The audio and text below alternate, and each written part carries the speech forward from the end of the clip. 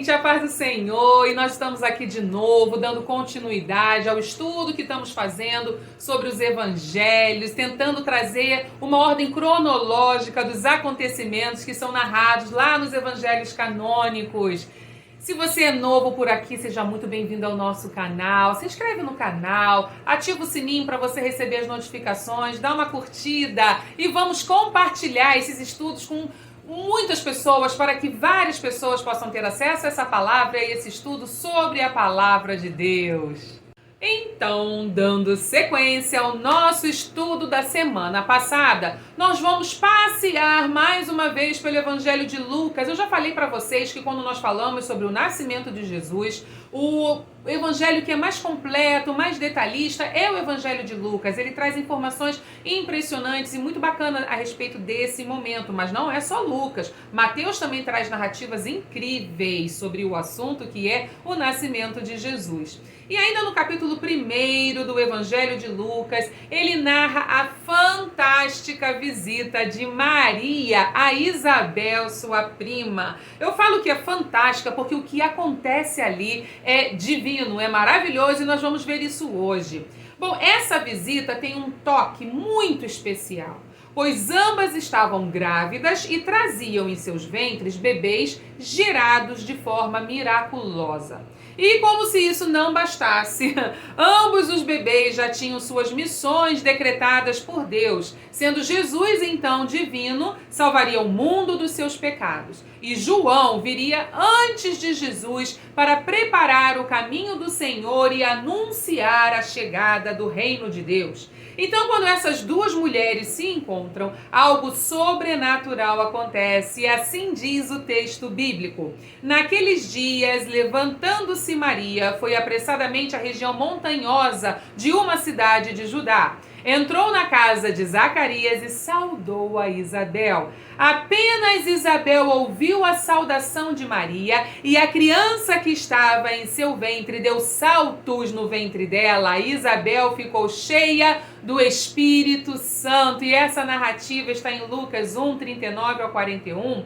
Então, quando Isabel é cheia do Espírito Santo, ela entende que Maria estava gerando o Messias, pois ela exclama assim: bendita és tu entre as mulheres e bendito é o fruto do teu ventre. Como é que me vem visitar a mãe do meu Senhor? Isso está lá nos versos 42 e 43 do capítulo 1.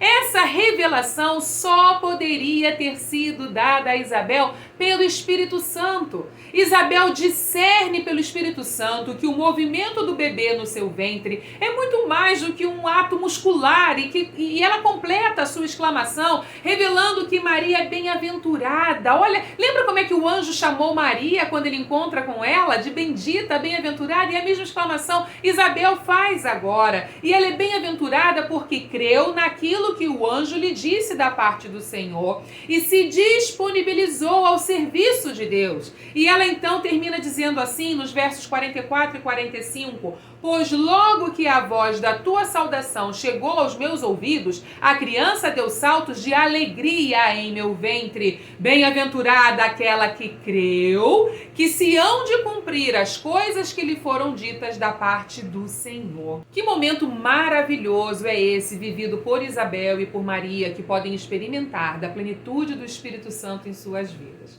Bem, o acontecimento que se segue a esse que estamos narrando, que também está narrado em Lucas, no capítulo 1, versos de 46 ao 56, é o Cântico de Maria, também chamado de Magnificat, pois é a primeira palavra na tradução deste cântico ao latim. Eu não sei se a minha pronúncia está certa, eu estou pronunciando da forma como está escrita, porque é latim, tá certo?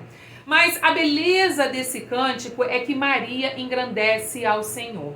Nós já fizemos a leitura na íntegra desse cântico lá no nosso especial de Ano Novo, há umas 3 semanas atrás. Se você ainda não assistiu, corre lá, dá uma conferida e veja a beleza, a grandiosidade de Maria quando ela canta e louva e exalta ao nosso Senhor, porque ela tem um entendimento amplo daquilo que estava acontecendo. Maria poderia ter simplesmente agradecido ao Senhor por ter sido ela uma agraciada, uma escolhida, para realizar realizar tão magnífica obra de gerar em seu ventre um ser divinal, o Messias, o Salvador.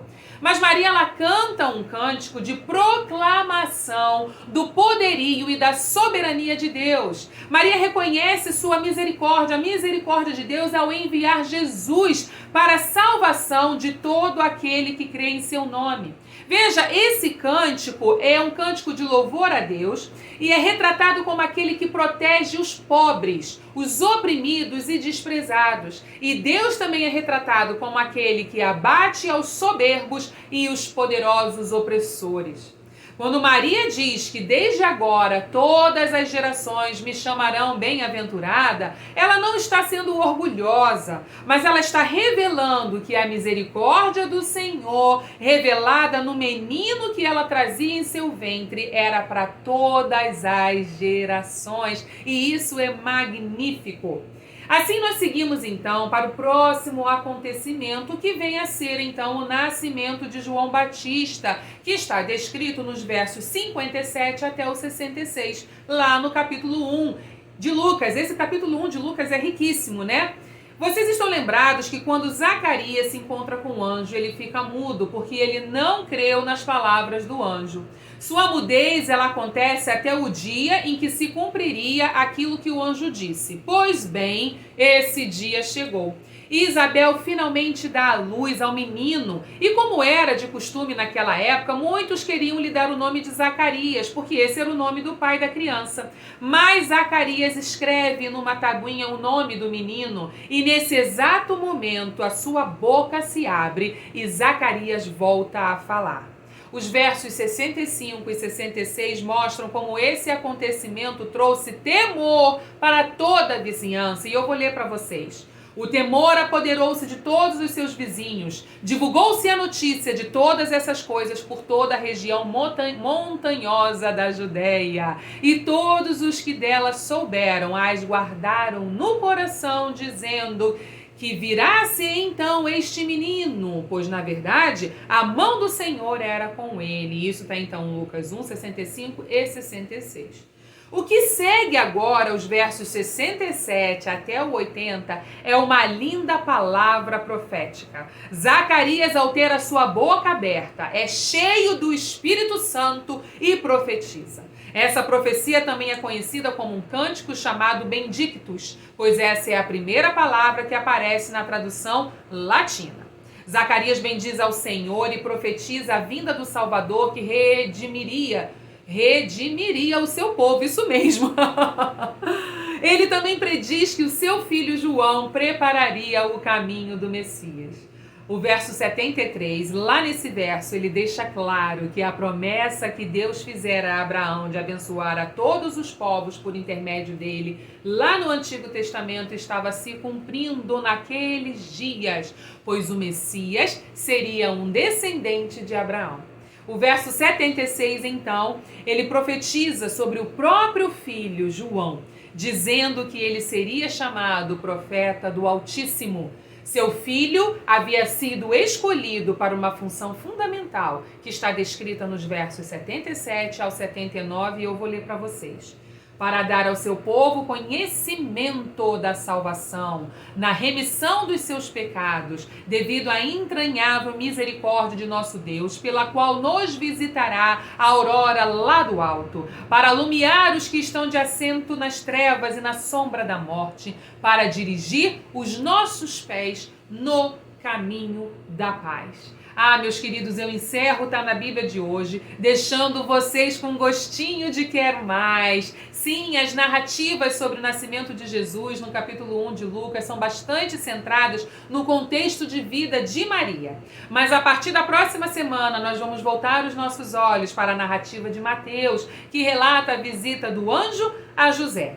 Espero vocês na próxima semana, louvando e exaltando o nome do nosso Senhor e Salvador Jesus Cristo, o único que tem poder para nos salvar, porque isso sim está na Bíblia.